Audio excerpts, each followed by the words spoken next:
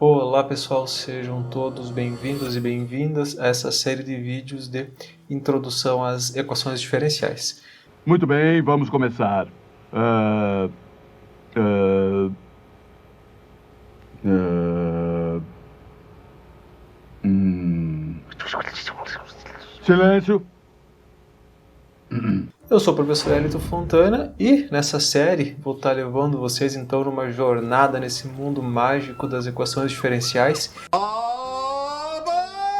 que são sem dúvida uma das ferramentas mais importantes que a gente tem disponível para conseguir representar como sistemas físicos se comportam utilizando uma representação matemática, prever o comportamento dos sistemas e modelar eles de forma geral.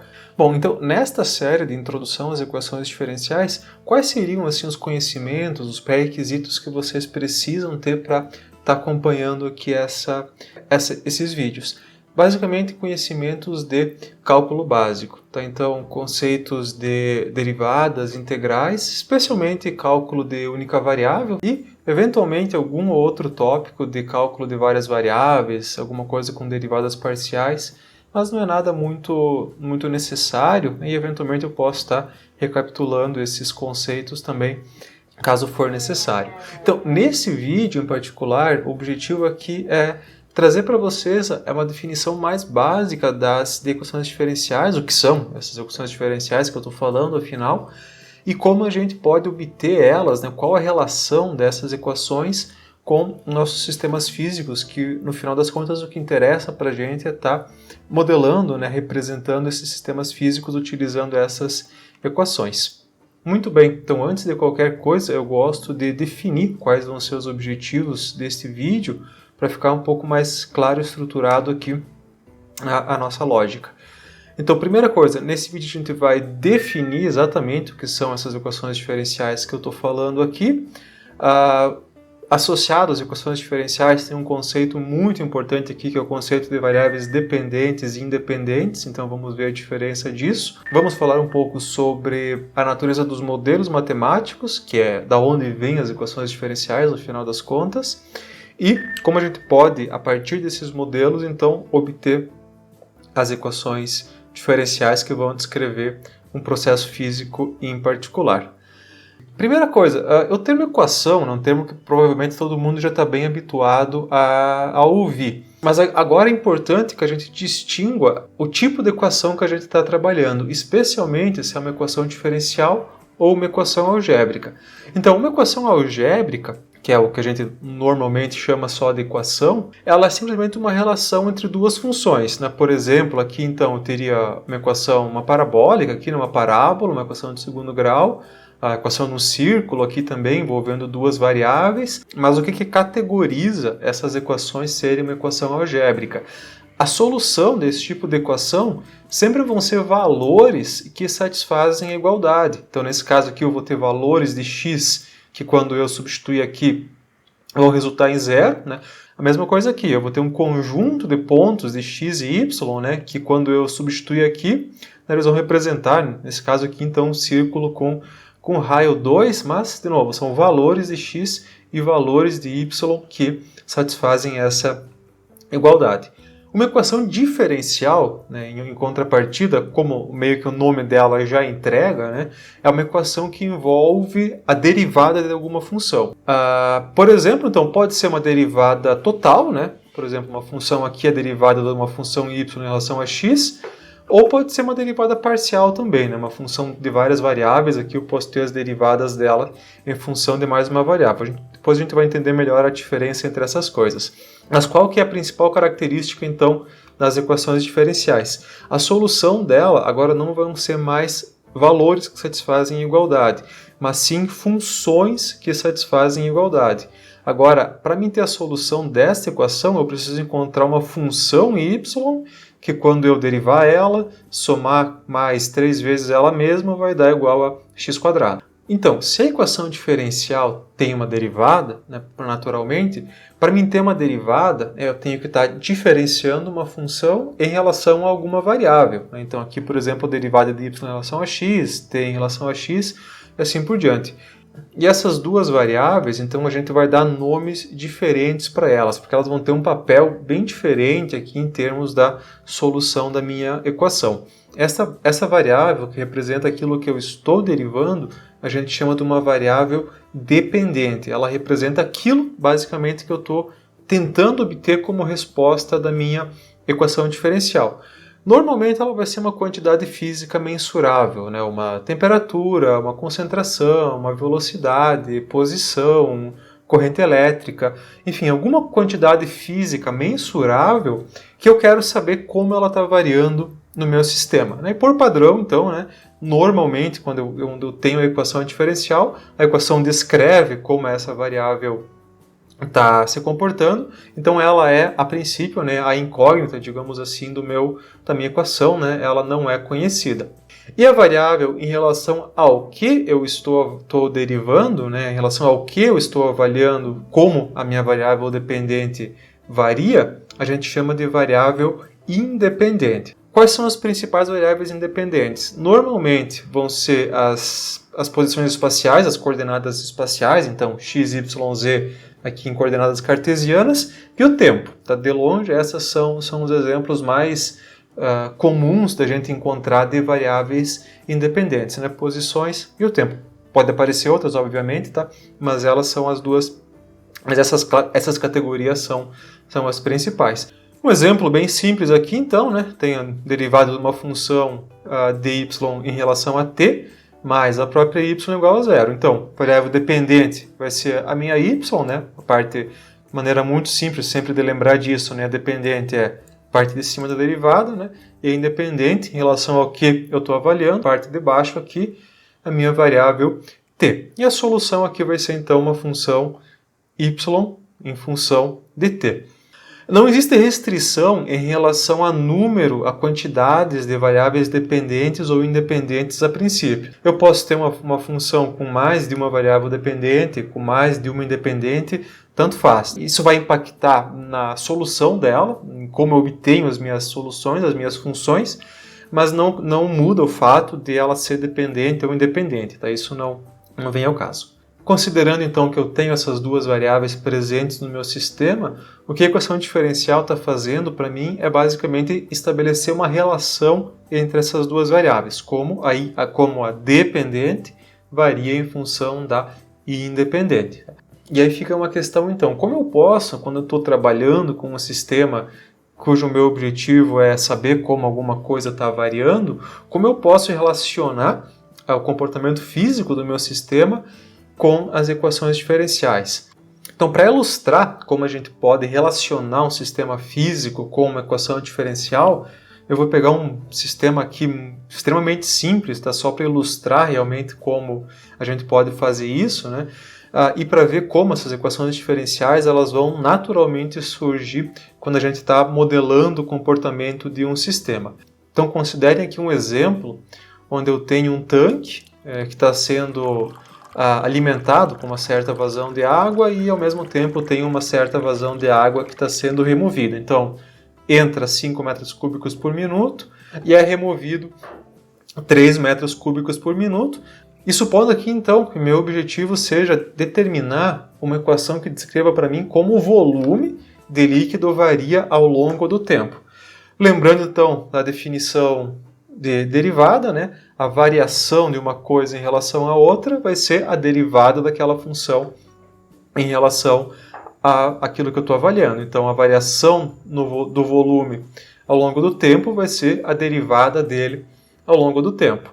E como eu posso, então, obter essa variação ao longo do tempo? Bom, eu posso simplesmente fazer um balanço de massa aqui no meu sistema. Levar em conta a diferença entre o que está sendo alimentado e o que está sendo removido do meu sistema. Tá? Aqui eu estou trabalhando com volumes. A princípio, tá, a gente sabe que o volume ele não é uma quantidade conservada sempre no meu sistema, né? Por exemplo, se eu tivesse um aquecedor aqui dentro que evaporasse a água, o volume que o vapor ocuparia na saída é muito maior do que o volume que o líquido ocuparia na entrada. Então o volume ele não é uma quantidade conservada, mas a massa, a princípio, tá? A não ser que eu esteja trabalhando, sei lá, tem uma reação nuclear, alguma coisa ocorrendo aqui dentro do meu tanque, Eu realmente espero que se isso um dia acontecer para vocês, vocês tenham ciência disso, então levem isso em consideração. There's a fire in the turbine hall. The turbine hall. The control system tank hydrogen. Mas, né, desconsiderando essa possibilidade, a gente pode assumir que a massa que entra vai ser igual à massa que sai. E se eu assumir também que a densidade do fluido permanece constante, isso implica então que o volume que entra vai ser igual ao volume que sai. E fazendo esse balanço de massa aqui então, né, a diferença entre o que entra e o que sai, eu vou ter que a variação, né, no volume ao longo do tempo vai ser, obviamente, 2 metros cúbicos por minuto. Bom, que nem eu falei, né, um exemplo bem simples, só para ilustrar. E se eu pedir para vocês também, ok, eu tenho essa equação, mas o que eu quero, na verdade, é uma função que descreva para mim como o volume varia ao longo do tempo. É só pensar um pouco, né, que a gente vai chegar à conclusão que o volume ao longo do tempo vai ser igual ao volume inicial que eu tinha de líquido, aqui eu vou chamar de um V0, mais 2 vezes o tempo, né, que esse sistema está nessa condição. Se eu derivar isso aqui, né, eu vou ter o 2 aqui que eu tenho aqui em cima, então essa equação aqui ela satisfaz, essa função aqui, né, satisfaz a minha equação diferencial. Muito bem, então aqui eu conseguiria, né, só olhando para o sistema, já chegar nessa conclusão. Vamos fazer uma pequena modificação agora. Vamos assumir que aqui na saída, a não ser que eu tenha algum dispositivo que controle a vazão, a gente sabe que quanto maior for o volume, a coluna de líquido aqui, maior vai ser a pressão aqui embaixo, então maior vai ser a vazão. Então na prática o que a gente observa é que a saída ela é proporcional à raiz quadrada da altura de líquido presente. E se eu subir então aqui a área constante, vai ser proporcional à raiz do volume. Agora, então, levando isso em consideração, inserindo aqui uma constante de proporcionalidade, né, eu posso refazer aquele balanço de massa, mas agora fica a pergunta, qual é a função que descreve como o volume varia ao longo do tempo? Bom, eu sabia isso, era com maçãs. Olhando para a minha equação aqui, já não é mais tão óbvio, né, eu chegar nessa relação. Então agora ficaria muito útil, né, ter uma maneira para conseguir resolver essa equação e obter essa resposta. A gente vai ver como fazer isso.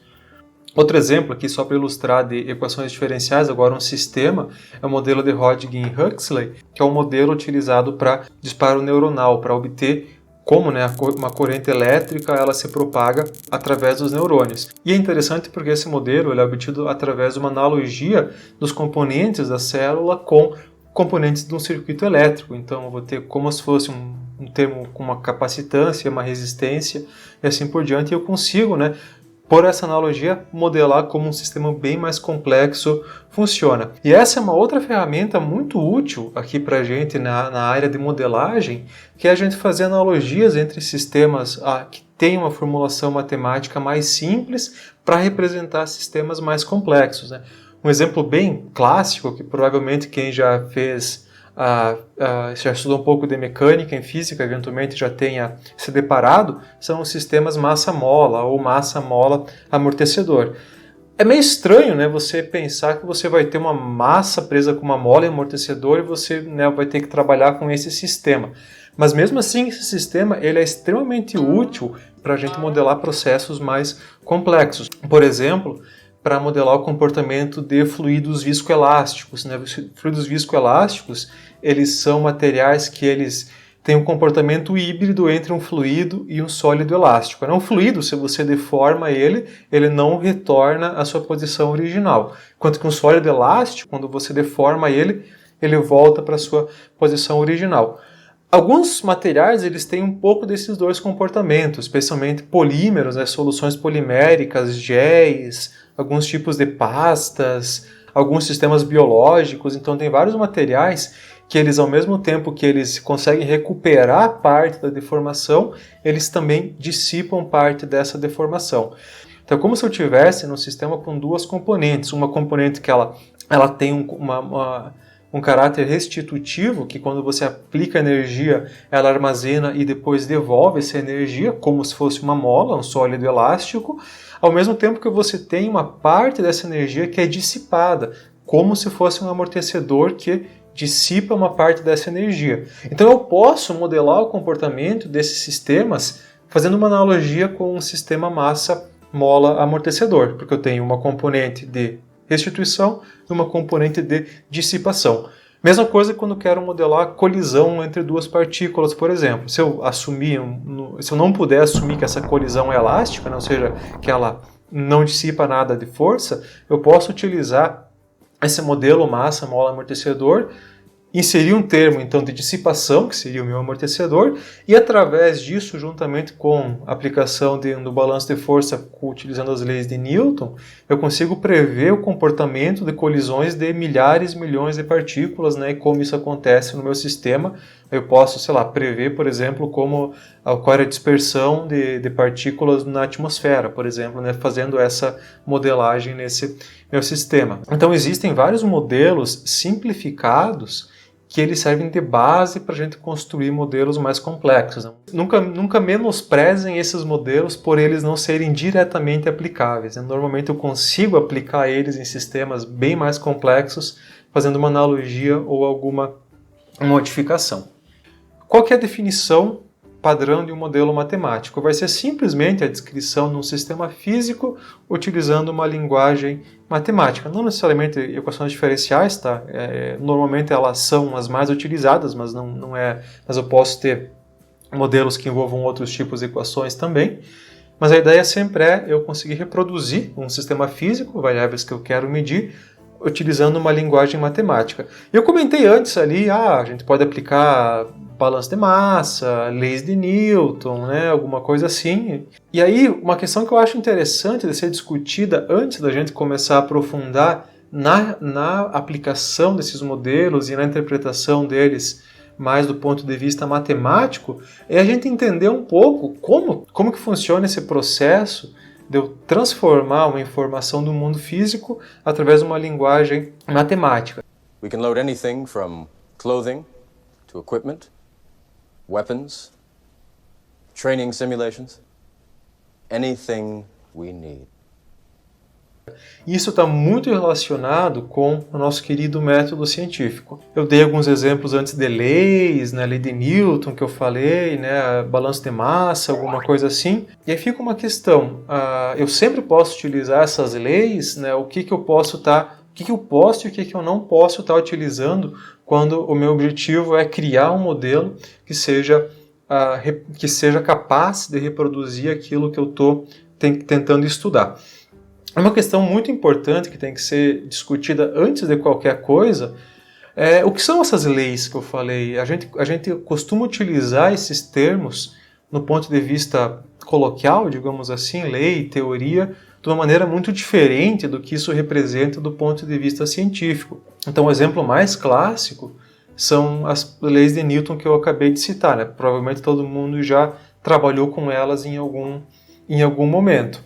Esse termo lei, ele acaba dando uma conotação de que é uma coisa que ela é sempre verdadeira, ela nunca vai estar errada e eu posso sempre contar que aquilo vai estar acontecendo.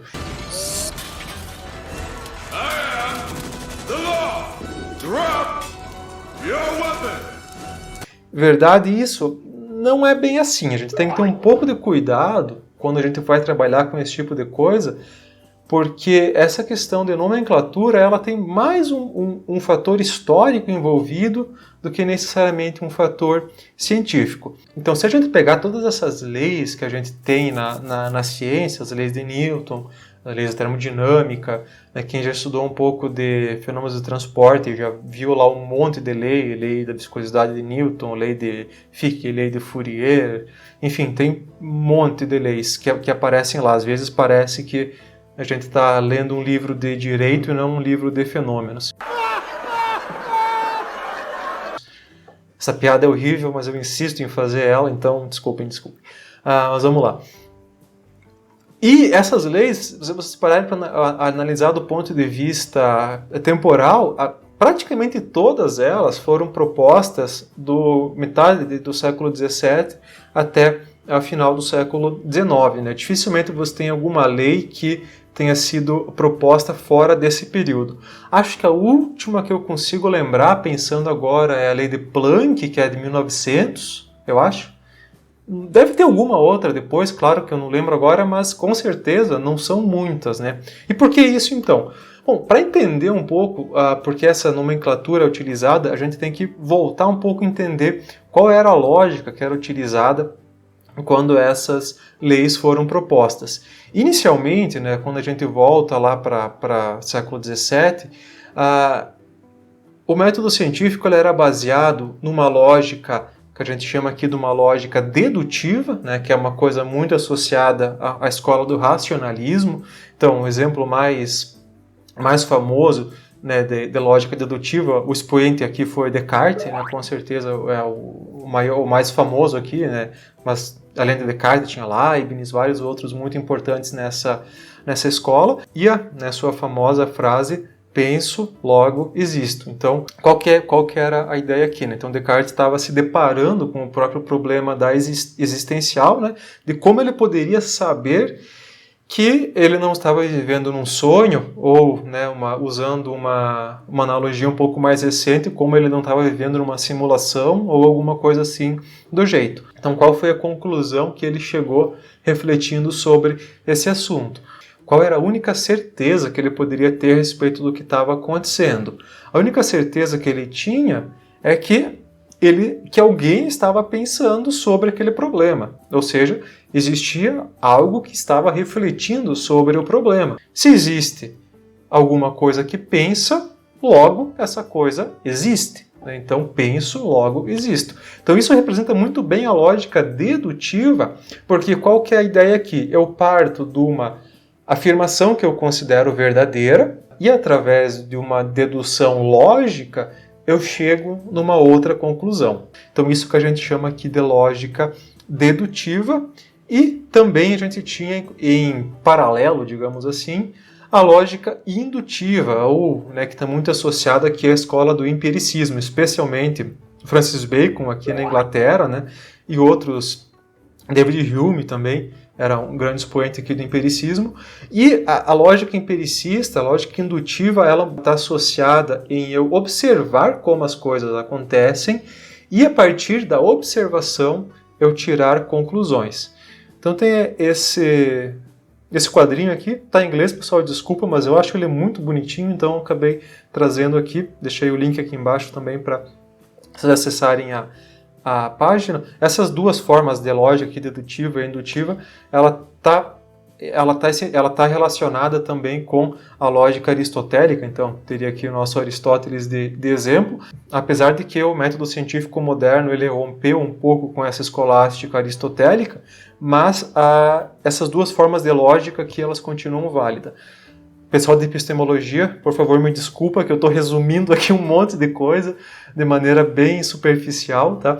Mas é só para trazer alguns conceitos básicos aqui.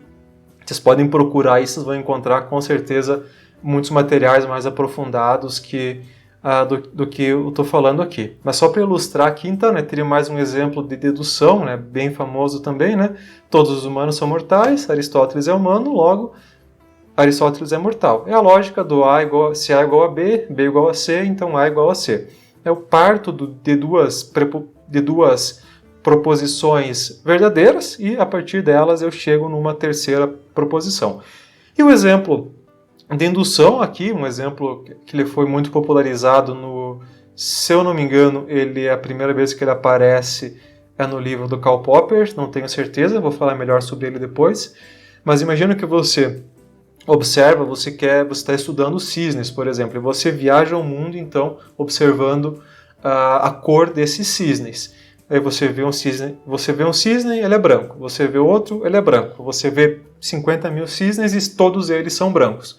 Conclusão que você chega, então, é que todos os cisnes são brancos. Essa é a lógica indutiva, é você reproduzir um experimento várias vezes e pressupor que aquilo vai acontecer sempre.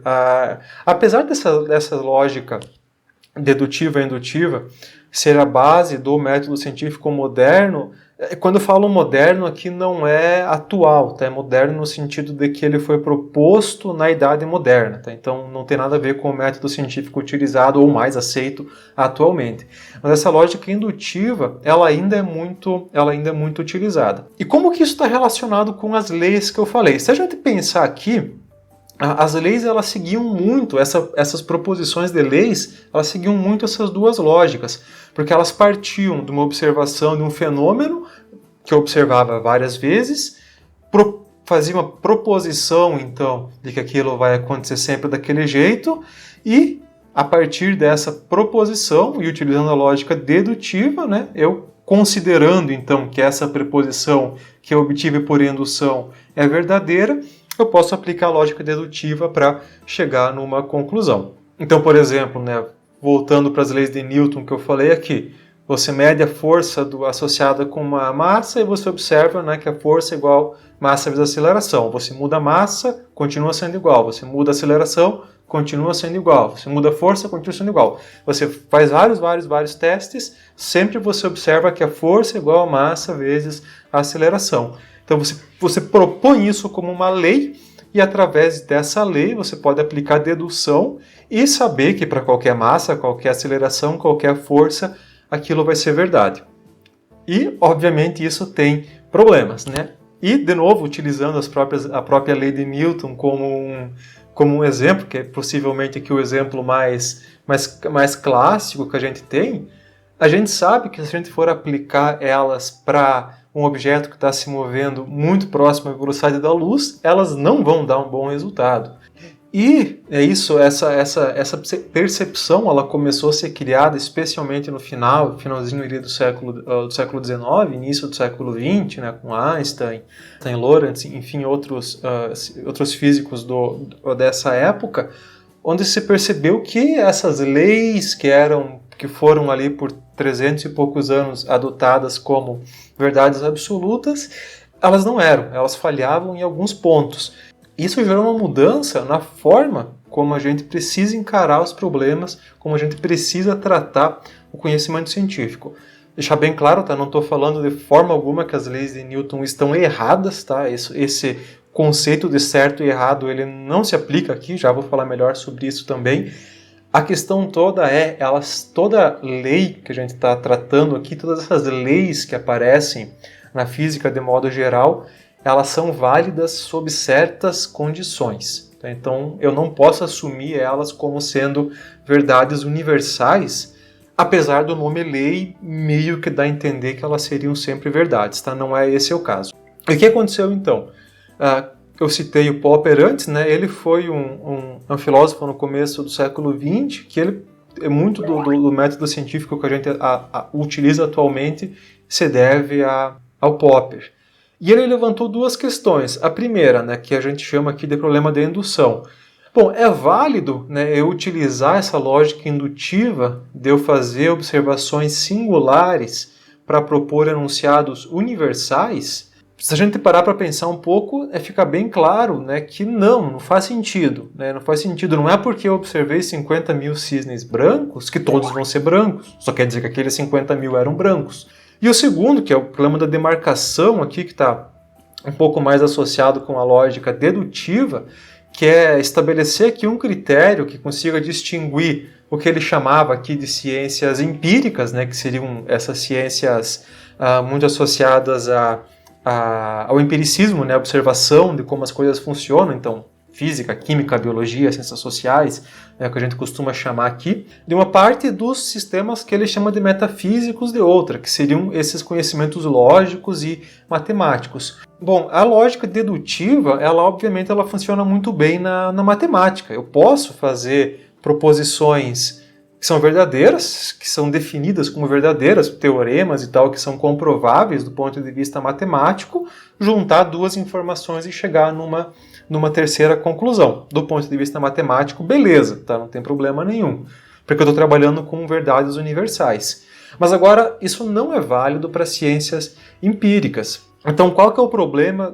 Deixa eu voltar aqui. Qual que é o problema da lógica dedutiva? Ela parte do pressuposto que isso aqui é verdade. Mas se eu não tenho como garantir que isso aqui é verdade, eu não tenho como garantir que a conclusão também é verdade. E se essa proposição inicial veio de uma lógica indutiva, e a lógica indutiva não faz sentido, logo eu não posso, né, concluir que isso aqui, não posso aplicar essa lógica dedutiva aqui no meu sistema. Então essa mudança na forma como a gente aborda um problema levou a uma mudança no método científico, tá? Não foi uma mudança nas leis, não foi uma mudança em nada nesse sentido, é só uma mudança na forma como a gente aborda os problemas e como a gente gera conhecimento. E com base nisso, né, foi proposto, então, que hoje em dia, claro, não dá para generalizar para 100% dos casos, mas o que seria o método científico mais utilizado atualmente, que é o método hipotético-dedutivo, né, que está muito associado, então, com o pensamento do Popper. E quais seriam as hipóteses, quais seriam as etapas presentes aqui nesse método hipotético-dedutivo? Tudo começa com a observação do problema. Como se fosse uma lógica indutiva, eu vou observar o problema que eu estou querendo analisar, né, e, enfim, fazer medições, né, observar o que está acontecendo no meu sistema. Com base nessa observação, eu vou formular hipóteses para explicar essas observações. Detalhe muito importante, essas hipóteses elas precisam ser falseáveis, né? O que significa ela ser falseável? Significa que, de alguma maneira, eu preciso conseguir provar que aquela hipótese está falsa. Tá? Veja que eu não estou dizendo aqui provar que ela está verdadeira, estou dizendo provar que ela está falsa.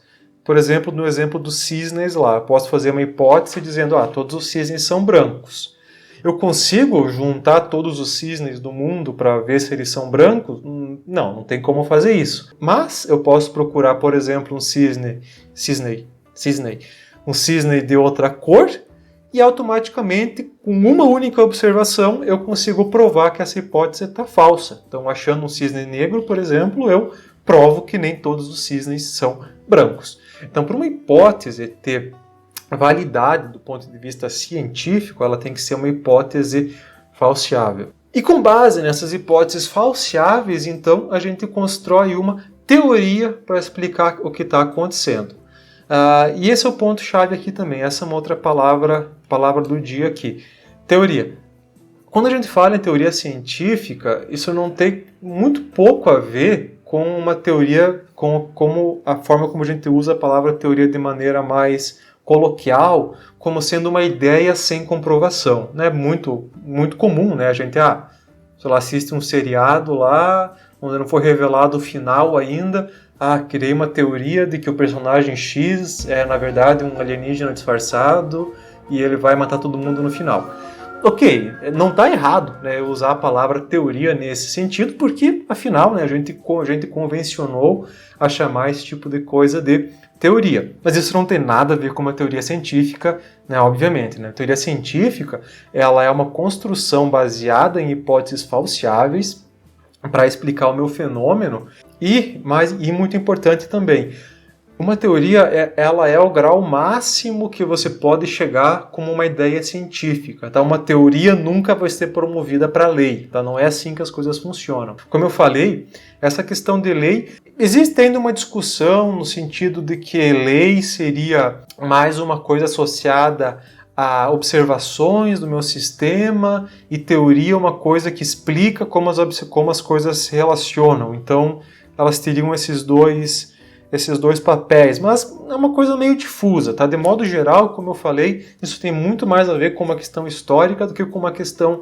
científica. O exemplo mais óbvio, né, é a teoria da relatividade, que a teoria da relatividade do Einstein, ela engloba a teoria do Newton, as leis de Newton, e ela ainda expande isso para mim trabalhar com objetos a velocidades muito altas, próximos da velocidade da luz. Então ela é mais ampla, ela é mais, vou usar o termo correto aqui, apesar de que, né, de novo, como eu falei, não existe muito essa questão de correto ou errado, tudo depende do caso, mas ela é mais ampla, ela é mais correta, digamos assim, que as leis de Newton, mas ela é uma teoria, enquanto as leis de Newton, que a gente consegue facilmente fazer um experimento para mostrar que elas não se aplicam em todos os casos, ela está errada. Então esse conceito aqui é muito importante, tá? Lembrem que teoria científica não é uma coisa sem comprovação, tá? É simplesmente porque não se trabalha dessa forma. Inclusive fica a dica aí também para vocês, sempre que vocês verem alguma notícia, alguma manchete, alguma coisa de cientistas comprovam que Qualquer coisa que venha depois disso, desconsiderem, tá? Não é assim que a ciência funciona. Não se comprova que uma coisa é verdadeira. O máximo que você pode fazer é propor uma teoria que explique como as suas hipóteses falseáveis elas estão se comportando. Mas ok, obviamente não para por aí. A partir dessa teoria, eu posso fazer predições a partir das minhas hipóteses que foram postuladas. É especialmente aqui que entram as nossas queridas equações diferenciais. Eu posso, com a minha teoria formulada, gerar equações diferenciais que reproduzem como o meu sistema funciona. Posso aplicar essas equações diferenciais para sistemas que, digamos assim, ainda não existem, né? Eu posso fazer um projeto, um design de um sistema com base nessas teorias e depois eu vou então testar, ver se a resposta que eu obtive, né, aplicando a teoria, ela está de acordo com aquilo que foi encontrado. Então eu vou buscar evidências que mostrem que as minhas predições estejam erradas. Tá? E de novo, não ajuda eu ter simplesmente predições que comprovem que aquilo já está verdadeiro. O interessante é sempre buscar evidências que mostrem que as predições estejam erradas. Toda vez que eu busco uma evidência que poderia provar que aquilo está errado e eu não consigo, eu torno a minha teoria mais forte. Isso é necessário, se você fizer uma predição e ela não bater com a tua teoria, você reformula as tuas hipóteses. Tá? Não quer dizer que você vai jogar fora a tua teoria e começar do zero. O exemplo que eu dei antes das leis de Newton, elas se aplicam muito bem aqui. Então eu espero que tenha ficado um pouco mais claro essa questão de o que é uma teoria, o que é uma lei, né? E para finalizar aqui, também só queria comentar uma coisa sobre a diferença entre modelos determinísticos e modelos estocásticos. O que significam esses dois termos? O termo determinismo, né, ele implica que o resultado ele é sempre completamente determinado pelos parâmetros e condições iniciais aplicadas. Ou seja, se eu tiver um dado sistema onde eu conheço os parâmetros da minha equação e as condições iniciais, aquilo vai dar sempre o mesmo resultado. Tá? A gente chama isso de determinismo. Né? É como se as regras que controlam como o sistema se comporta são sempre as mesmas, então não existe nenhum aspecto aleatório no meu sistema. Se eu mantenho a mesma condição, se eu mantenho a mesma entrada, eu tenho sempre a mesma saída. As equações diferenciais, a grande maioria delas, a gente sempre assume, nos modelos com equações diferenciais, eles assumem um comportamento determinístico. E o estocástico, né, em contrapartida, eu vou ter algum nível de aleatoriedade presente no meu sistema, de modo que eu posso ter condições iniciais iguais, né, que podem levar a resultados diferentes. Normalmente, modelos estocásticos eles estão associados com populações, digamos assim. Eu avalio vários indivíduos de uma população, não estou falando aqui necessariamente indivíduos como pessoas, tá? Pode ser população de partículas, de bolhas, qualquer coisa assim, né? Eu avalio vários indivíduos e obtenho uma média no comportamento deles, mas eu vou ter algum nível de aleatoriedade presente no meu sistema. Muito bem, então nesse vídeo, né, eu quis trazer para vocês aqui uma abordagem um pouco diferente, tá? Então aqui acabei dando um enfoque um pouco diferente do que a gente costuma ter aqui em cursos de equações diferenciais, mas eu acho muito, muito importante que vocês que estão começando a trabalhar com equações diferenciais tenham uma noção de onde elas vêm, como a gente obtém essas equações, qual é a relação disso com modelos matemáticos e com o método científico como um todo. Nas próximas aulas, então, vamos começar a aprofundar mais o conhecimento sobre as equações diferenciais para entender como a gente pode utilizar elas realmente para fazer essas predições. Então, até o próximo vídeo, pessoal. Até mais.